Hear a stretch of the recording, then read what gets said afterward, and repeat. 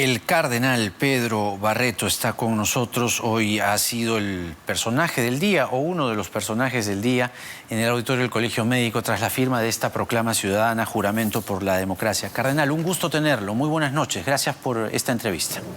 Sí, muy buenas noches, Jaime. Un gusto de estar nuevamente contigo. El gusto es nuestro, cardenal. Mire, hay un viejo dicho que dice: el papel aguanta todo, ¿no? Y claro, uno de camino para aquí, mientras volvía a releer el documento, que ya lo habíamos leído y desgajado, usted se ha quedado preocupado, quizá como algunos de nosotros, de que esto solo quede en una ceremonia en la que firman un documento, aplausos y nada más. Bueno, no han habido prácticamente aplausos porque ha sido una sesión solemne. Lo digo simbólicamente, usted me entiende. Así es. No, lo que sí tenemos que decir claramente que por primera vez en la historia de la República, y eso lo dicen historiadores, es que nunca antes dos candidatos han juramentado ante el país. Esto ya es un aspecto fundamental, porque es la sociedad civil la que pone a ambos candidatos a la consideración de estos 12 mínimos democráticos que se han comprometido bajo juramento. Claro. No es una firma, simplemente es un juramento ante el país. En segundo lugar, y esto es lo novedoso, es que ha habido una llamada muy fuerte a la sociedad civil organizada para que esté vigilante en el fiel cumplimiento de estas 12 bases democráticas que han juramentado. Yo le decía esto de las palabras se las lleva el viento porque, por ejemplo, ¿no?, ya la señora Fujimori el año 2016 firmó también un compromiso. No recuerdo exactamente si era un juramento, pero era un compromiso, una proclama muy parecida. Y la verdad es que, claro, no salió elegida a gobierno, pero uno pensaría que si es un compromiso, pues terminaría cumpliéndolos, y la verdad es que los del 2016 no los cumplió. ¿Quién está a cargo de hacer esta vigilancia? Si acaso también usted, a manera de invocación a quien salga elegido o elegida, y tenga a bien cada cierto tiempo recordarles esto. Porque recordemos una cosa también, cardenal, con todo respeto, y usted creo que va a entender esta idea final de la pregunta, que esta proclama surge porque en ambos candidatos se distinguen comportamientos que no necesariamente son democráticos. De hecho, se distinguen comportamientos que más bien los distancia de la democracia. He ahí la preocupación y he ahí la necesidad de una proclama de esta índole. ¿Usted también va a participar en la vigilancia de estos compromisos una vez que uno o una sea elegido o elegida? Bueno, todos los ciudadanos en 8 días han firmado esta proclama ciudadana, más de 20.000 ciudadanos. Sí. Esperamos que todavía continúen más. Es decir, si la sociedad civil, la ciudadanía, se da cuenta que el poder, la democracia, está en el pueblo. Y es el pueblo quien elige a sus representantes. Y por tanto tiene el derecho y el deber de exigir estos mínimos democráticos. E incluso en la introducción de esta proclama se dice: por sus trayectorias, programas y cursos, es más urgente que nunca mantenerse vigilante ante posibles amenazas a la democracia. Esta es la razón por la cual fundamentalmente se ha exigido a ambos candidatos que juramenten ante el país. Una persona religiosa y tan preparada como usted representa el pensamiento de muchas personas, creyentes si acaso. Y una de las cosas que, por ejemplo, le decía, ¿no?, en la pregunta anterior, que esto surge por la preocupación de ambas candidaturas, por ejemplo, Personalmente me preocupan varias cosas, ¿no? Pero hay una que me preocupa en particular. Y mi pregunta es, ¿qué le preocupa a usted? Porque ellos dicen que van a respetar el Estado de Derecho, ¿ya? Pero en ambas candidaturas se ofrecen indultos que no necesariamente están dentro de los márgenes del Estado de Derecho. En el caso de la señora Fujimori a su padre, ya sabemos que hay toda una cronología judicial, que incluso ha llegado a la Corte de San José, que trajo ese indulto y lo anuló. Y en el caso del señor Castillo, que todavía ha quedado dudas, su vicepresidenta ha dicho que no lo van a indultar a Antauro Humala, pero el señor Castillo ha dejado una declaración a medias. Eso me preocupa a mí. ¿A usted qué le preocupa?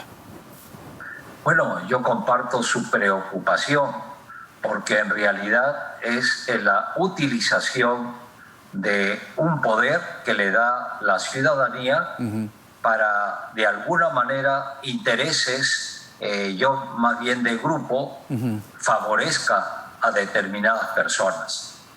Esto es uno de los aspectos que la ciudadanía tiene que manifestar con claridad cuál es su posición frente a este tema. Claro. Quizá entonces, para pasar al siguiente tema, es que si es que ambos candidatos se comprometen a respetar irrestrictamente el Estado de Derecho, no deberían ofrecer indultos que no necesariamente se ajustan al Estado de Derecho. ¿No es así? Así es. Tanto en el caso de la señora Fujimori con su padre, como en el caso del señor Castillo con Antauro Humala, ¿no? Totalmente de acuerdo. Creo que por ahí es donde debe exigirse a ambos candidatos el fiel cumplimiento no solamente de la palabra de estos mínimos democráticos, sino el espíritu de demócrata que debe manifestarse en ese aspecto. Ahora, mire, hay una cosa también fundamental que la experiencia siempre enseña, ¿no? La señora Fujimori en 2016 también hizo un compromiso, pero era solo si salía elegida. De hecho, no cumplió ninguna de las cosas que se comprometió en 2016 porque durante su liderazgo con su bancada parlamentaria se hizo exactamente lo contrario. ¿Usted cree que esta proclama, más allá de quién gane o quién pierda respecto a sus bancadas en el Congreso, debería también cumplirse? Es decir, no es solamente una proclama para el que gane, sino una proclama para el que quede segundo y su bancada dirija propuestas legislativas en el Congreso de la República. Sí, no solamente para los candidatos, sino para los partidos de los candidatos y para toda la sociedad. Aquí hay algo que tal vez no se ha captado, el valor que tiene esta proclama ciudadana juramento por la democracia.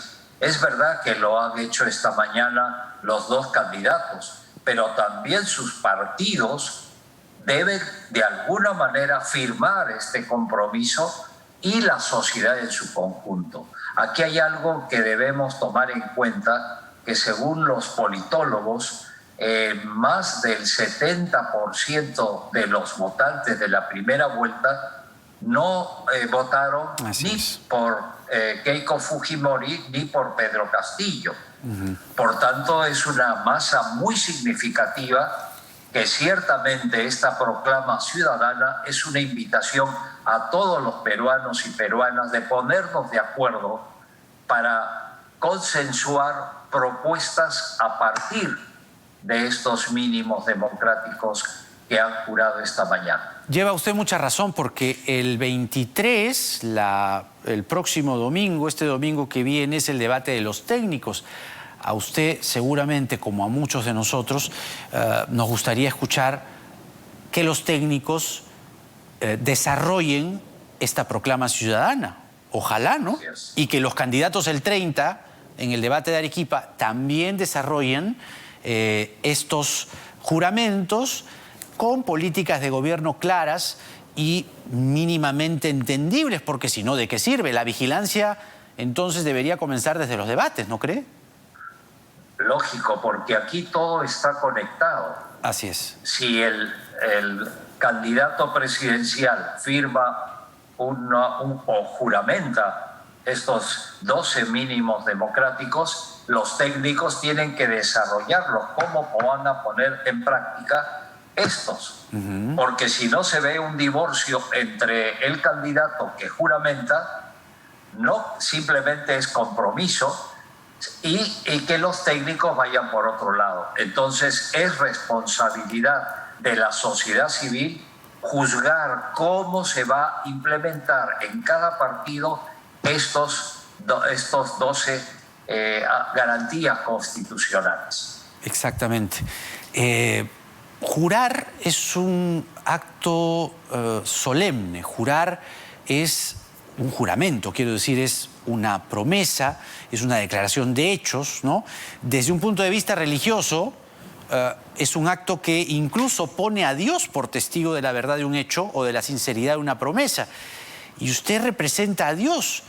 Y en muchos aspectos, cuando usted ha estado ahí al medio, ha hecho una representación de la religiosidad, entendiendo el juramento desde ese filtro y desde esa perspectiva. Mi pregunta es, ¿qué pasa con el que incumple esta proclama y falta su juramento? Sí, en primer lugar, no hemos querido hacer un juramento ritualista. No ha habido ninguna fórmula. Lo único que se le ha pedido a ambos candidatos antes de hacer el juramento, que expliquen por qué y para qué hacen este juramento. Y así lo han entendido. Y respecto a lo que usted indica, que me parece muy importante, en la misma proclama, en el penúltimo párrafo, se indica claramente que si alguno de los candidatos se negara a firmar o no cumpliera el juramento, la sociedad civil democrática advertirá los peligros de ello y sabrá defender nuestra democracia. Claro. Porque el poder está no en los candidatos o en el representante, sino en la misma sociedad. Y por tanto, este proceso de vigilancia tenemos que organizarlo, y por eso estamos invocando a que firmen más esta proclama ciudadana, porque ellos van a ser, en el ámbito que les corresponda, auténticos vigilantes de estos principios constitucionales que nos deben unir. Que lo firmen los partidos que están en el Congreso, que lo firmen los partidos, los líderes de los partidos que ya tienen representación parlamentaria desde el 27 de julio, ¿no? Deberían. Por supuesto. Claro. Entonces, se supone que esto es una proclama ciudadana que busca el bien común de todos. Y esta es la mejor política. Aquel que no esté de acuerdo con estos principios básicos, ¿qué está haciendo? Está haciendo una politiquería. Es usar la política para intereses subalternos que debemos purificar. El cardenal Pedro Barreto con nosotros, hablando de la proclama ciudadana y de sus consecuencias. Muchas gracias, cardenal. Ha sido un gusto. Hasta una nueva oportunidad. Que tenga usted muy buenas noches. Buenas noches, Jaime. Muchas gracias por la entrevista. Muchas gracias a usted.